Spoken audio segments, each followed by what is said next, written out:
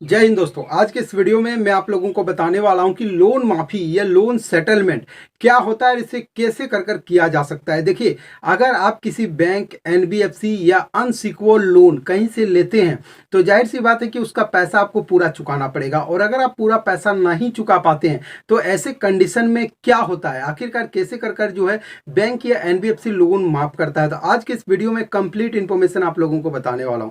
तो फ्रेंड, अगर आपने लोन लिया है तो भी ठीक है, अगर आपने नहीं लिया है फिर भी ठीक है, लेकिन ये वीडियो आपके लिए काफी इंपॉर्टेंट है, क्योंकि इस वीडियो के अंदर जो इन्फॉर्मेशन मैं आप लोगों को बताने वाला हूं वो आपका, आपके पूरे रिश्तेदार का, आपके पूरे वंशज का काम आने वाला है। यानी कि कहीं ना कहीं इस जानकारी को जानने के बाद कोई भी लोन कंपनी, बैंक या कहीं पर भी अगर आप लोन लेते हैं तो आपके मन में जो डर लगा हुआ होता है कि लोन का पैसा सही टाइम पर पेमेंट नहीं करने के बाद क्या होता है, तो वो जानकारी आज आपको मिलने वाला है। नमस्कार, मैं हूं आपका दोस्त मुरारी गोस्वामी, और अगर अभी तक आपने हमारे इस यूट्यूब चैनल को सब्सक्राइब नहीं किया है तो सबसे पहले हमारे चैनल को सब्सक्राइब जरूर से कीजिएगा और बेल वाला नोटिफिकेशन को बेल आउट करना ना भूलिए, क्योंकि मैं इस चैनल पर लगातार इस प्रकार की इन्फॉर्मेशन वाली वीडियो आप लोगों को प्रोवाइड करवाता हूं।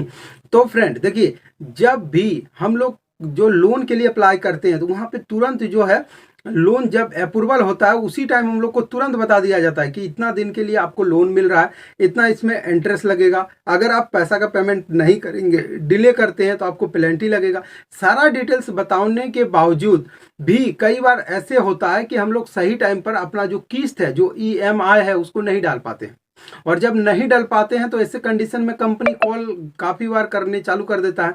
और अगर कॉल वो लोग करता है तो उन लोगों का एक ही उद्देश्य होता है कि आप सही टाइम पर पैसा का पेमेंट करें। अगर सही टाइम पर आप पैसा का पेमेंट करेंगे तो उसमें वाकई में आपका भी फायदा है, क्योंकि आपका सिबिल स्कोर मेंटेनेंस रहेगा, भविष्य में आपको और लोन जो है ऑफर किया जा सकता है। लेकिन जस्ट उल्टा, अगर आप वहाँ पे जो है अपना जो है पेमेंट नहीं कर पा रहे हैं तो उसमें क्या होगा कि आपका सिबिल स्कोर डिक्रीज होगा। तो पहला नुकसान ये है कि सिबिल स्कोर डिक्रीज हो रहा है। अब दूसरा, यहाँ पे अगर लोन कंपनी आपको ज्यादा कॉल कर रहा है, परेशान कर रहा है, तो ऐसे कंडीशन में क्या करना है, आपको उस लोन कंपनी से आपको पूरे जो वाक्या है उसको बताना है। कई बार ऐसा होता है कि हम लोग 5 साल के लिए, 10 साल के लिए, 15 साल के लिए लोन ले लेते हैं, जिसमें से बहुत सारे लोन के कैटेगरी हैं। जैसे कि अगर आप बैंक से लेते हैं तो बैंक में आपको home loan, car loan, bike loan, बहुत सारा लोन ऑफर किया जाता है। और बहुत ऐसे लोन एप्स है जो कि प्राइवेट कंपनियां प्रोवाइड करवाते हैं, जिसको अनसिक्योर्ड लोन कहा जाता है, जो एनबीएफसी से मिलता है।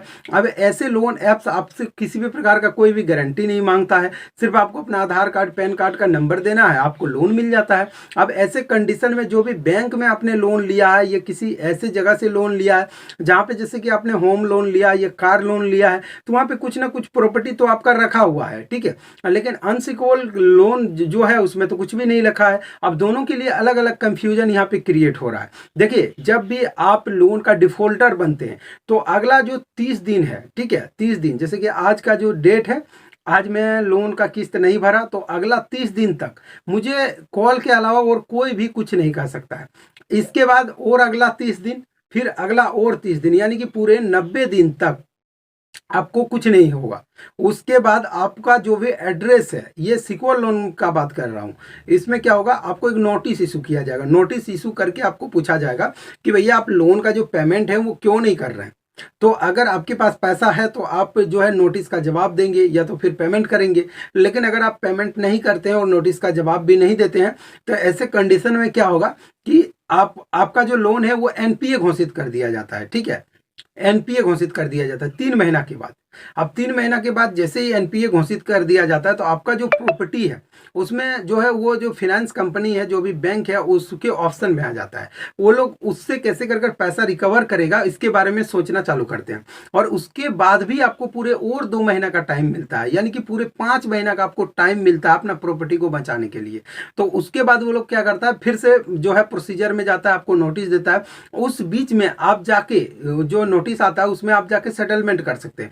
उसमें जो आरबीआई कहता है, ठीक है, आरबीआई उनका जो नियम है वो कह रहा है कि अगर कोई कस्टमर जो डिफॉल्टर है, अगर वो चाह रहा है कि लोन को जो है किस्त दोबारा से चालू करे और जो भी पिछला प्रीवियस पेमेंट है वो कर दे, तो उसका संपत्ति बचा रहेगा और उनका लोन फिर से कंटिन्यू रह जाएगा। तो ये पहला प्रोसेस, स्टेज 1 में ये सेटलमेंट आ रहा है। अब जस्ट उल्टा यहाँ पे अगर आपका अनसिक्योर्ड लोन है तो अनसिक्योर्ड लोन में 3 महीना के बाद भी वो लोग क्या करता है, एक लोन अकाउंट अमाउंट बना के छोड़ देता है, और वो भी लोन कंपनी का एनपीए हो गया। ठीक है, लोन कंपनी का एनपीए हुआ। यहाँ बैंक का होता है, वहाँ जो है लोन कंपनी का होता है। उसके बाद वो क्या कर सकता है, इससे ज़्यादा वो डिपेंड करता है कि लोन अमाउंट कितना है।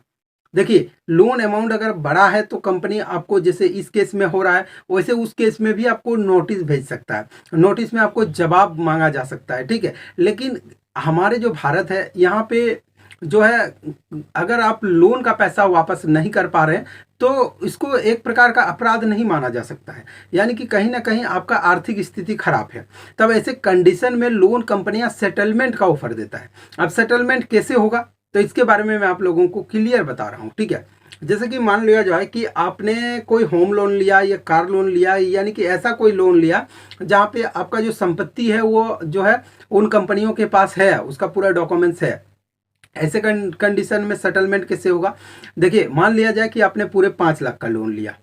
आप जिस टाइम लोन ले रहे हैं उस टाइम आपके पास सब कुछ था, पैसा था, काम था, सब कुछ था, लेकिन कई बार ऐसा होता है कि आपका दिवालिया निकल गया। अब यहाँ पे काफ़ी लोगों को इस वर्ड के बारे में समझ नहीं आया होगा, तो मैं बताता हूँ आपको कि अगर आपका कुछ भी नहीं बचा हो, जैसे कोई बिजनेस आप कर रहे हैं, तो बिजनेस कर रहे हैं तो उसके उपरांत में आपने लोन लिया है, तो उसमें आपको लोन ऑफर किस लिए मिला था, क्योंकि आपका उस टाइम दुकान था और आपका कारोबार था, इसलिए आपको लोन मिला है। लेकिन वो अगर नहीं रहे तो आप पूरा जीरो अगर हो जाए, ठीक है, यानी कि आपके पास पैसा चुकाने के लिए पैसा ही नहीं है। लेकिन कई बार ऐसा होता है कि लोन कंपनी या बैंक इस बात को विश्वास नहीं करता है, वो कहता है कि आप झूठ बोल रहे हो, आप भाग रहे हो, आप जो है कॉल रिसीव नहीं कर रहे हो, या तो फिर जो नोटिस आ रहा है उसका जवाब नहीं दे रहे हैं। तो ऐसे कंडीशन में मैं उन डिफॉल्टरों से भी कहना चाहता हूँ कि आप लोगों को डरना नहीं है, घबराना नहीं है, कुछ भी नहीं करना है। देखिए, जो होगा उसको आपको हैंडल करना पड़ेगा, ऐसा नहीं भाग के आप कहीं नहीं जा सकते हैं। आज देना है, कल देना है। अगर आपके पास पैसा है तो लोन कंपनी जो सिक्योर लोन है वो रिकवर होके रहेगा, उससे आप भाग नहीं सकते हैं, तो आपको भागने से फायदा है नहीं। अब यहाँ पे क्या होगा, सेटलमेंट के लिए उन लोगों का एक ऑडिट टीम होता है। जैसे अगर बैंक का है तो बैंक का अपना ऑडिट टीम होगा, वो थर्ड पार्टी होता है, ना तो बैंक होता है ना ही जो है फाइनेंस कंपनी होता है, एक थर्ड पार्टी होता है जो वास्तव में ऑडिट करता है आपका जो डिटेल्स, जो आप बता रहे हैं कि मैं दिवालिया हूँ, मेरे पास कुछ भी पैसा नहीं है, तो ऐसे कंडीशन में वो लोग क्या करता है, ऑडिट करता है। और जब वो लोग को पाया जाता है कि नहीं भैया ये सच में इसके पास चुकाने के लिए पैसा नहीं है, तो उसको एनपीए ही घोषित कर दिया जाता है, और लोन ऐसे कंडीशन में माफ भी जो बैंक अगर चाहे तो कर देता है, क्योंकि जब पैसा ही नहीं है तो रिकवर कहाँ से होगा। तो ये है सेटलमेंट के लिए। और वहीं पे कंपनी आपको कुछ ऑफर भी दे सकता है कि 5 लाख का लोन है, तो यहाँ पे क्या करना है, आपको 2.5 लाख डालना है, 2.5 लाख दीजिए, लोन आपका माफ हो जाएगा, मुझे ज़्यादा पैसा का रिक्वायरमेंट नहीं है, सिर्फ 5 लाख दे दीजिए, ये 5 लाख का लोन है, 2.5 लाख 50% ऑफ हो जाता है, आपका लोन माफ हो जाएगा। तो ऐसे कंडीशन में भी आपका लोन माफ हो जाता है। वहीं पर just unsecured loan, unsecured loan के केस में भी सेम प्रोसीजर होता है, क्योंकि अनसिक्योर्ड लोन एक ऐसा लोन होता है जहां पे इंटरेस्ट काफ़ी ज़्यादा हाई आप लोगों से लिया जाता है। तो अगर हाई इंटरेस्ट लिया जाता है तो ऐसे कंडीशन में जो है वो लोग ऑडिट वगैरह नहीं कराते हैं, लेकिन वहीं अमाउंट अगर बड़ा है तो क्या करेगा, ऑडिट भी हो सकता है। लेकिन छोटा है, अगर 5,000 10,000 का लोन है, तो ऐसे कंडीशन में वो लोग क्या करता है, जो उनके जो कस्टमर हैं, जो कस्टमर केयर बैठे हैं, वही लोग आप लोगों से सेटलमेंट करने का ऑफर दे देते हैं कि भैया इतना का लोन है, इतना आप डाल दीजिए तो आपका लोन हम लोग समाप्त कर देंगे। लेकिन जब भी लोन सेटलमेंट करते हैं तो सबसे बड़ा नुकसान आपका सिबिल का हो जाता है। तो अगर आप अपना सिबिल को जो है नहीं गिराना चाहते हैं, मतलब डिक्रीज नहीं करना चाहते हैं, भविष्य में जो है लोन लेना चाहते हैं, तो आपको बराबर कोई भी कंपनी में जब भी पैसा ले रहे हैं तो उसका टाइम पर पेमेंट करना चाहिए। और अगर आप टाइम पर पेमेंट करते हैं तो मतलब आपको दिक्कत नहीं होगा। तो इन सब बातों का आपको ध्यान रखना है। तो इस वीडियो के अंदर मैंने आप लोगों को यही चीज एक्सप्लेन करा कि आप कैसे कर अपना लोन माफी करवा सकते हैं, कैसे कर सेटलमेंट तक पहुंच सकते हैं। बाकी इस वीडियो के अंदर जो भी इंफॉर्मेशन मैंने आप लोगों को प्रोवाइड करवाया, अगर वीडियो आप लोगों को पसंद आया तो वीडियो को लाइक शेयर कमेंट जरूर कीजिएगा। इस वीडियो रिलेटेड कोई भी सवाल अगर आपके मन में रह गया हो तो आप हमें कमेंट कर जरूर पूछिएगा। साथ में फ्रेंड, अगर आप हमसे पर्सनल में कोई बात करना चाहते हैं, कोई राय देना चाहते हैं, तो इंस्टाग्राम का भी लिंक आपको वीडियो के डिस्क्रिप्शन पे मिलेगा, वहां से डायरेक्टली आप हमसे कॉन्टैक्ट कर सकते हैं। तो चलिए फ्रेंड, मिलते हैं किसी अगले